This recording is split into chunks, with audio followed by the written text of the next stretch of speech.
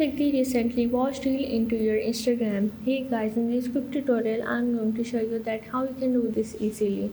So the steps are really easy and simple. So now let's get started. So first of all you have to go into your Instagram and here you have to go into your reel section.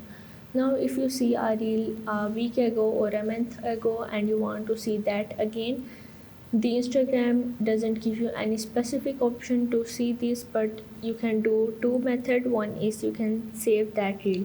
For that you have to click on these three dots and you have to save the specific reel that you want to see again. And if you don't want to save, what you have to do is simply like it, and after you have to go into your profile. Now how you can see the like videos, you have to go into your three horizontal lines that is in the top right corner and you have to go into your year activity. Now from here you have to go in the interaction and click on the likes, and from here you are able to see all of your liked videos. So you can do these two methods by saving and by liking the video or the reel, and you are able to see that again because there is no other option to see the recently watched reel into your Instagram. So if this video helped you out, make sure to like and subscribe the channel, and see you in the next video.